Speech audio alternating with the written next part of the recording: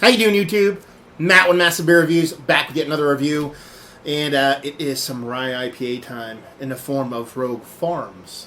Promis, Gone Aw Rye, Rye IPA. Excited to give this for a whirl for a couple reasons. One, thing I always say, never had it before, love to give it a whirl. That's pretty awesome. Two, how do I put it? Rogue has been around forever.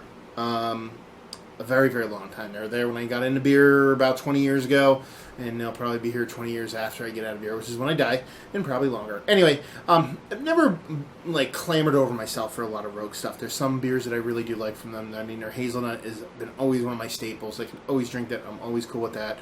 A couple of the Voodoo Donut line I actually do like, but some kind of went totally sideways for me. An aged excess Russian Imperial Stout, that'll do it for me if it has a decent amount of age on it. But this one's a little bit special in the form that it's actually, the whole kit and caboodle was harvested from Rogue. That's why I said Rogue Farms instead of Rogue Brewery, because everything from hops to the malt to everything was procured on site. So I think that's pretty cool. They did send me this. Which is pretty awesome. Thank you very much for sending this off. Super excited to give it a whirl. They sent me this. They sent me a glass which broke, so you get this long stem tulip here because the glass was smithereens. And they sent me a couple of other things, a little wristband thing, a little membership card to Rogue Nation, and yeah, they also sent me condoms. Never got a condom from a brewery before, so yeah, there's that. Massive condom reviews. If anybody wants to help me out with that, you're more than welcome. Girls, please. Guys, I love you, but I'm into the women. Anyway, shush. Yeah, so I'm super excited to give it a whirl, see what she's got, and here we go. As far as what it says in the bottle itself, it says Rogue, Promis, Gone Aw Rye, Red Rye India Pale Ale brewed with Rogue Farms Dream Rye. Rogue Farms, this Rogue was brewed using ingredients grown on Rogue Farms in Oregon. From ground to glass, we proud to say it's a true taste of Rogue terroir. To learn more about Rogue Farms, visit Grow Your Own Revolution at rogue.com. As far as the beer goes itself, it's a pretty cool little story. This is made with Rogue Farms Dream Rye. This ale was originally brewed as a special one-time holiday gift exclusively for Rogue employees. It was such a hit that, urging of brewmaster John Mayer, we decided to share it with the world. This Red Rye IPA has a subtle kick from the Rogue Farms Rye up front, full malt body throughout, and plenty of hops in the finish. We enjoy it, and you know you will too. Let's see, 12 ingredients. We have rye, Munich, C40, C75, C120. Let's see, Rogue Farms Dare and Risk malts. So that must be our own proprietary malt. We have Simcoe, yes. Liberty and Freedom, okay. Free range coastal water and Pac-Man yeast. That's pretty much it. ABV, 7.5% alcohol by volume. Oh, always liked Rogue's artwork. I'm a big sucker for screen printing. I love screen printing straight on bottles, and their art design has always been good. So out of all their beers, I pretty much love most of their designs, almost all their designs. So yeah, there you go. I'm not even sure you're going to be able to see this. This glass is really tall. So I'm going to pour this, and you're probably not even going to be able to see me pour this because how tall this glass is. That's how much thought I put into this, huh? So you'll probably be able to get at least the bottom of this pour. Let's see what we got going on here. Yeah. I mean, she looks like a Rye IPA. I wish I had the glass to drink it in. Goddamn shipping services breaking my stuff. Anyway, infinitely creaminess to it. It does not look like an IPA had it all. Looks like somewhere around like a Doppelbock kind of like stoutish as far as body goes. Infinite creaminess. Super pilly creaminess up top. Really compact bubbles to it. And it's got a really nice haze to it. It's got this nice reddish, rye-ish kind of haze going on where you can just see that it's definitely not uber filtered in any way whatsoever. So yeah, it's like a red with a hint of orange, very honey-like in color. So let's see if we can get a nose on the sucker. Yeah, the rye's definitely there, but it's not as spicy as I thought it would be. It's like a sweeter rye. It's like that combination of those regular malts with that rye malt are kind of combining together to where you're getting like the ryeness, a little bit of that spiciness, but not as spicy as you typically expect with a really forward rye kind of beer, IPA or otherwise. Nice sweetness, nice honey to it. I'm getting a lot of getting a decent helping of fruitiness here. It's a very I don't want to go peachy. I want to go somewhere even like a fresh tangerine mixed with a apricot kind of thing going on in there. Yeah, very like subtle citrus. There's a bit of stone fruitiness, but nice and sweet. No kind of like bitterness to it. No kind of rindiness to it. All about the sweetness.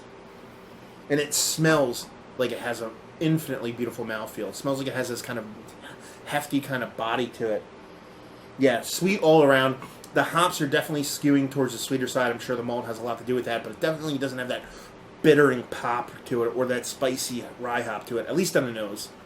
So yeah, she looks really fucking good. She smells pretty damn good. Let's see what she tastes like. Cheers.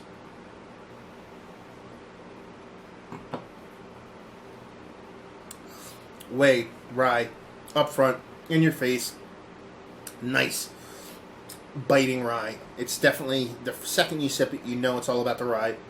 It kind of lingers all the way throughout. So, first off, like I said, that rye.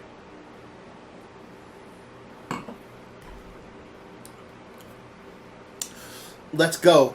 And those malts take over. And you're getting a lot of, like, caramels out of this. Nice caramel, kind of, a little bit of a, like, datey, figgy kind of vibe going on. Almost like the middle of it's very subtle Belgian double-ish kind of vibe-wise, malt-wise. I mean, it's lacking that Belgian candy sugar and stuff like that, but if you actually threw some Belgian candy sugar and some Belgian yeast in it, it'd be a really bizarro kind of rye, American, Belgian IPA. But yeah, I'm getting nice caramels and fruitiness, a little dark fruitiness in the middle. Getting that rye up front, it's nice and biting, and that rye kind of rides its way all the way through. And then you get the hops in the finish. And they're there. You get a nice little bitterness in there, especially way in the back.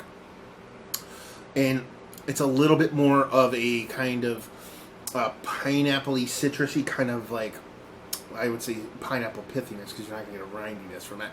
But a citrus rindiness. It's not nearly as fruity as you'd expect based off of the nose, but it's still ample amount of fruit there. So yeah, I mean, this is a really nice beer. One of the best Rogue beers I've ever had, actually, put it that way. And I'm not just saying that because they sent it to me, because if it sucked, I'd say it sucked.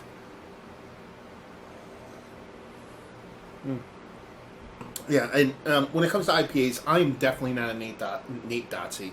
Yeah, dyslexia. A date Nazi. I'm totally not one of those people. I'm cool as long as the beer is nice, thrown in the fridge. I'm cool with a month or two, even longer, I don't care. It doesn't really bother me all that much, as long as it's kept in the fridge. Rye beers, on the other hand, for me, I believe rye beers do have a little bit more of an accelerated shelf life. So for this to come fresh from Rogue, take that into account. I think this is something you want to drink fresher rather than later. But like I said, as long as it's taken care of, shouldn't have too much of an issue with it. It gives you a lot of all the things you want from a rye IPA. Nothing's over the top in your face, but what it makes up in oomph, or what it lacks in intense oofness, I guess you would say, because there's enough oof there. It makes up in smoothness and roundness and balance. Because even though all those flavors are very distinct flavors, they're not totally cohesive. They make sense in the way they kind of transition from each other. So it's a fun beer. It's a nice beer. It's a beer let's put it this way. It's a beer I'd pick up again, especially if the price point is where I would like it to be. Now they definitely sent me some stats with it and stuff like that. I didn't want to bring it with me because I didn't want to read anything about the beer before I dove into it, but I'm hoping this is going to be right around the $10 price mark now. Rogue beers, bomber-wise, can get a little bit pricey. I know their Voodoo line tends to get into or their Bomber 750 lines tend to get into $15, $16 around me, so take that with a grain of salt. But that's where I hope it is.